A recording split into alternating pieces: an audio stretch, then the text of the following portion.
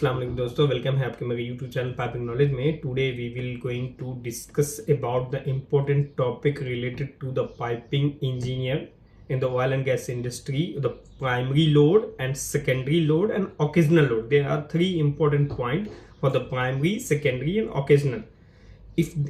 If you are a new engineer, then this oil and gas industry, for the new engineer, these video help you.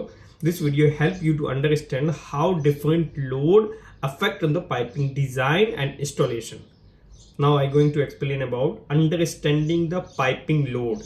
What are the piping load? Piping load होता क्या है exactly?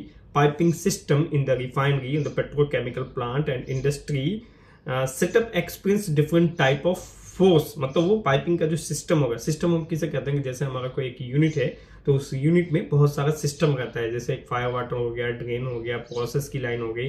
तो जो भी piping का system होगा उस system पे डिफरेंट टाइप ऑफ फोर्स लगता है, उसको हम लोग कैटेगराइज किए हैं, थ्री टाइप में डिवाइड किए हैं। तो वो डिवाइडेड है प्राइमरी, सेकेंडरी एंड ओकेजनल। अगर हम बात करें सिर्फ प्राइमरी लोड की अगर, तो प्राइमरी लोड को हम लोग ये कह सकते हैं कि वो एक डेड वेट है। डेड वेट मतलब एनिमेशन ऑफ डेड वेट, मतलब जिसका प्रेशर फोर्स उस पर लगना है। अगर हम एग्जांपल की, दीज आर सस्टेन लोड, हम लोग इसको सस्टेन लोड भी बोलते हैं, that continuous act on the piping system. ये प्राइमरी लोड क्या है कि वो पाइपिंग सिस्टम पे कंटिन्यूअसली एक्ट करता रहता है, उसको हम लोग प्राइमरी लोड बोलते हैं। मतलब ये आपको नेचुरली उसमें रहेगा ही, उसको आप चेंज नहीं कर सकते। अगर हम इसका एग्जाम्पल की बात करें तो जैसे वो एक डेड वेट हो गया, मतलब डेड वेट है। डेड वेट मतलब क्या हो गया कि वो पाइप हो गया या फिटिंग्स हो गया या इंसुलेशन हो गया या फिर फ्लूइड, जो इनसाइड में जो फ्लूइड प्रॉपर्टी है जो भी है, तो फ्लूइड का वेट हो गया। तो जैसे अब पाइप का वेट है उसको तो आप रिड्यूस नहीं कर सकते, फिटिंग्स यानी कि एल्बो, टी, फ्लांज है उसको तो आप रिड्यूस नहीं कर सकते। तो ये सब जो बेसिक वेट है उसका, कि मतलब जो भी चीजें आप इंस्टॉल करेंगे, सपोज कीजिए पेन है तो पेन में जो कवर है, इसका नीडल है, तो सब इसका डेड वेट है, आप इसको चेंज नहीं कर सकते। सेम वैसा ही पाइप की कंडीशन है कि अगर पाइप के साथ आप इंस्टॉलेशन कर रहे हैं तो पाइप का एल्बो हो गया, फ्लांज हो गया, टी हो गया, नट बोल्ट है, उसका वॉल्व है, एमओवी है, तो इसका वेट को आप चेंज नहीं कर सकते। ये सब क्या हो गया, प्राइमरी लोड हो गया इसका।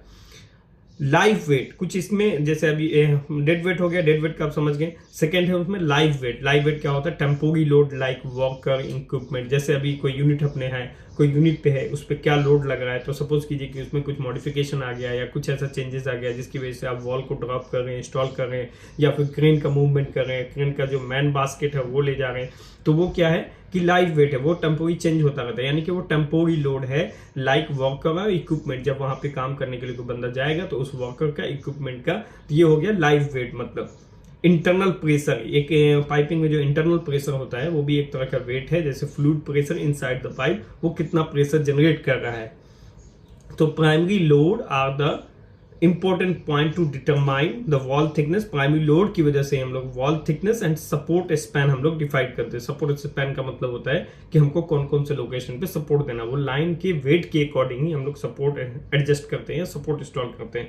तो प्राइमरी लोड बहुत इंपॉर्टेंट टास्क है, बहुत इंपॉर्टेंट पार्ट है अपना वॉल का थिकनेस। वॉल थिकनेस मतलब होता है पाइप में थिकनेस कौन सा यूज करना है, पाइपिंग थिकनेस का, एंड सपोर्ट स्पैन होता है सपोर्ट के लोकेशन का आइडेंटिफिकेशन करने के लिए। This load do not reduce, ये वाला जो लोड है वो कभी रिड्यूस नहीं होता over the time unless external force changes, factory changes. Over the time मतलब ये जो प्राइमरी लोड है वो कभी चेंज नहीं होगा अनटिल कि उस पर कुछ एडिशनल फैक्टर ना चेंज हो जाए। नाउ नेक्स्ट पॉइंट है सेकेंडरी लोड। सेकेंडरी लोड क्या होता है, सेकेंडरी लोड को हम लोग कह सकते हैं सेल्फ लिमिटिंग लोड से। सेल्फ लिमिटिंग लोड है कि मतलब एनिमेशन ऑफ थर्मल एक्सपेंशन हो गया, रीस्ट्रेन फोर्स हो गया, थर्मल कॉन्ट्रैक्शन हो गया।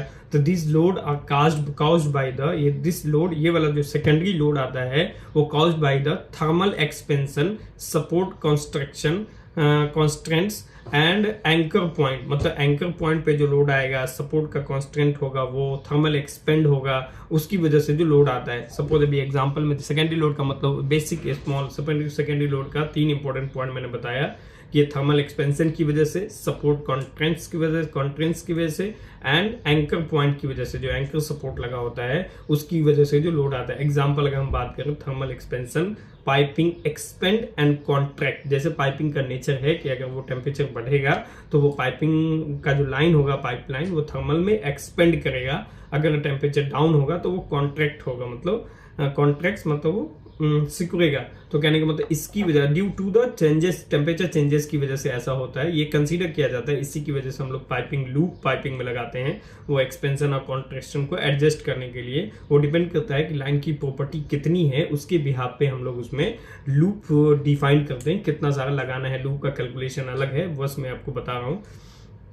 तो थर्मल एक्सपेंशन की वजह से जो लोड्स आएगा वो दूसरा है एंकर और रीएस्ट्रेंट लोड। एंकर लोड का मतलब force from the fix support. जैसे अपना कुछ डिस्टेंस पे ना एंकर सपोर्ट लगा होता है, force from the fix support, मतलब फिक्स सपोर्ट की तरफ से जो फोर्स आ रहा है उसको हम लोग सेकेंडरी लोड बोलते हैं। नेक्स्ट है फ्लेक्सिबल सपोर्ट। फ्लेक्सिबल सपोर्ट क्या है? Help in accommodating movement and reducing the stress.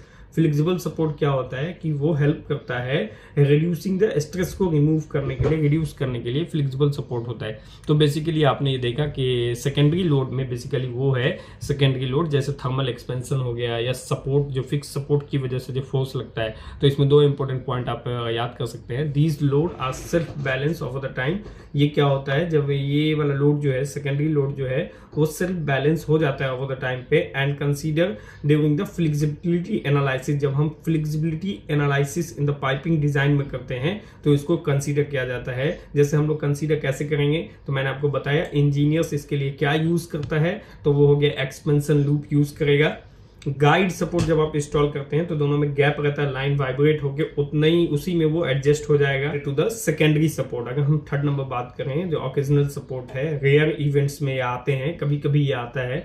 जैसे अब बहुत ज्यादा स्पीड में विंड चलने लगा, या सिस्मिक विंड इफेक्ट हो गया, या वाटर हैमर इफेक्ट हो गया, या फिर अर्थक्वेक आ सकता है। तो दिस टाइप ऑफ लोड को हम लोग ओकेजनल लोड बोलते हैं। सपोज कीजिए दीज लोड अकर्स, ये इनके these loads are occurs occasionally and do not act continuous on the piping system. ये क्या है? पाइपिंग सिस्टम पे कंटिन्यूअसली एक्ट नहीं करता, ओकेजनली कभी कभी आता है। सपोज कीजिए कि कभी विंड का स्पीड एकदम हाई स्पीड हो गया, वाटर हैमर इफेक्ट पड़ गया, तो इसकी वजह से जो लोड आ रहा है पाइप के ऊपर वो है। जैसे एग्जांपल समझिए, विंड लोड है, high wind force on the exposed piping structure. जो आपका पाइपिंग स्ट्रक्चर, जैसे बाहर का स्ट्रक्चर है पाइपिंग का, उसके ऊपर अगर हाई विंड पड़ रहा है तो वो जो लोड जनरेट करेगा, सिस्मिक लोड होता है कि जैसे अर्थक्वेक आ गया, या earthquake effect on the piping layout, मतलब पाइपिंग लेआउट पे जो अर्थक्वेक का इफेक्ट पड़ेगा वो लोड होगा। नेक्स्ट है वाटर हैमर। वाटर हैमर क्या होता है? सडन प्रेशर अगर आप कहीं डालते हैं, surge due to the rapid valve closure.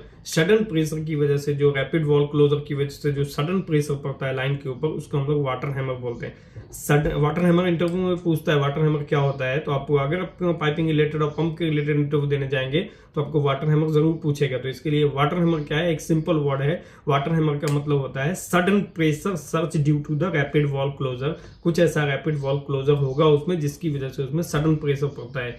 Okay, since these loads, ये उसका ओकेजनल लोड की बेसिकली ये है कि विंड स्पीड बढ़ गया, लाइन की वजह से जो सडन प्रेशर, जो लाइन में वॉल्व ऑटोमेटिक वॉल्व होगा जिसकी वजह से सडन प्रेशर क्रिएट होता है, और सिस्मिक लोड की वजह से, मतलब अर्थक्वेक का जो लोड आएगा उन द पाइपिंग लेआउट के ऊपर, उसकी वजह से। Since these load are occurs frequently, ये लोड कभी भी बता के नहीं आता, ये फ्रीक्वेंटली लोड आता है। Are they consider in the safety factor calculation. अब इसको सेफ्टी फैक्टर में कैलकुलेशन करना रहेगा आपको, but do not govern the primary design unless the location of the demanded. इसको आप प्राइमरी में कंसीडर नहीं करेंगे, लेकिन आपको इसको सेफ्टी फैक्टर की वजह से इसको कंसीडर करना होगा। तो बात करें तो सबसे पहला पॉइंट है इसमें mechanical excitation and pulsation. Mechanical excitation क्या होता है? Vibration from the rotating equipment. Mechanical excitation and pulsation, सबसे पहला जो अपना इक्विपमेंट का लोड जो आएगा, तो मैकेनिकल एक्सिटेशन एंड पल्सेशन मतलब जो वाइब्रेशन होगा इक्विपमेंट में, या फिर जो अपना पल्सेशन होगा इक्विपमेंट में, उसकी वजह से, जो रोटेटिंग इक्विपमेंट की वजह से जो लोड आता है। सेकेंड है AIV, acoustic induced vibration caused by the high pressure gas flow। अगर हाई प्रेशर गैस फ्लो होगा तो AIV मतलब इंड्यूस्ड वाइब्रेशन होता है उसमें AIV, तो इसको भी कंसीडर किया जाता है क्योंकि लाइन में जब हाई प्रेशर गैस फ्लो होगा तो उसमें vibration. Relief load and dead leg pulsation, relief load और डेड लेग पल्सेशन का होता है कि जहां पे रिलीफ वाल्व होगा, जहां से वो रिलीव हो, जैसे आप कभी लाइव प्लांट में गए होंगे तो वहां पे स्टीम जो है बहुत सारा रिलीज करता रहता है, अपने ऑटोमेटिकली रिलीज होता है। जो हाई प्रेशर स्टीम मीडियम और लो में आता है तो ऑटोमेटिक रिलीज होता है, तो वहां पे प्रेशर चेंजेस की वजह से जो उसको रिलीज करता है तो उसको भी कंसीडर करना होता है। नेक्स्ट है वाटर हैमर और कैविएशन। वाटर हैमर क्या है? रैपिड प्रेशर सर्ज जो है, रैपिड प्रेशर की वजह से जो हैमर इफेक्ट आता है तो उसको हम लोग वाटर हैमर बोलते हैं। पाइप में failure leading to pipe failure, rapid pressure surge leading to pipe failure, water hammer की वजह से जो आपको लोड आएगा। Next proper identification of these load help to design में आपको हेल्प मिलेगा। आप अगर जब तक प्रॉपर आइडेंटिफिकेशन नहीं करेंगे अपने लोड का कि हमारे लाइन पे कौन कौन सा लोड आ रहा है तो उसकी वजह से आपको डिजाइनिंग नहीं प्रॉपर कर पाएंगे।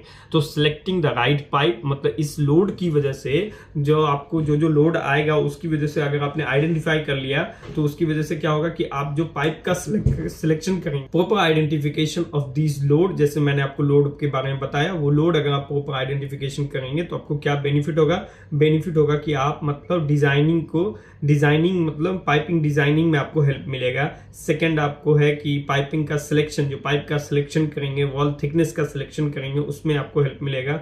इंश्योर करेगा ये चीजें कि आप जो भी कंपाइल्स हैं विद द ASME B31.3 के अकॉर्डिंग आप उसको ले रहे हैं, तो ये भी आपको स्टैंडर्ड, इंडस्ट्री स्टैंडर्ड के अकॉर्डिंग आपको हेल्प करेगा। अब नेक्स्ट है व्हाई दिस इंपॉर्टेंट, ये इंपॉर्टेंट क्यों है आपको लोड के बारे में पढ़ना और ये 3 टाइप्स के लोड के बारे में आपको नॉलेज होना क्यों इंपॉर्टेंट है? Help to avoiding the failure, ये फेलियर को अवॉइड करने के लिए आपको इसके बारे में नॉलेज होना बहुत जरूरी है। In the support selection and flexibility analysis, मतलब सपोर्ट सिलेक्शन के लिए आपको इसके लिए इंपॉर्टेंट है नॉलेज होना। सेफ ऑपरेशन के लिए आपको इंपॉर्टेंट है इसका लोड का नॉलेज होना। रिड्यूस मेंटेनेंस कॉस्ट, और इसकी वजह से अगर आप सेफ सॉल्यूशन करते हैं तो उसकी वजह से मतलब ऑपरेशन करते हैं तो जो रिड्यूस है, मतलब रिड्यूस कर सकते हैं आप ऑपरेशन कॉस्ट को अगर आप सब कुछ करेक्ट वे में लेते हैं। तो this is the basic detail related to the load. Understanding these load make you a confident and handling the piping project. ये जो आपको है कि अगर आप इस लोड को समझते हैं तो पाइपिंग प्रोजेक्ट को हैंडल करने में आपको इजी होगा। Now the final words is कि this video help you to understand the fundamental of piping load. ये वीडियो आपको हेल्प करेगा कि कैसे आप पाइपिंग लोड के बारे में जानते हैं। If you are found the useful, don't forget to like, share and subscribe. Stay safe, stay healthy. Thank you.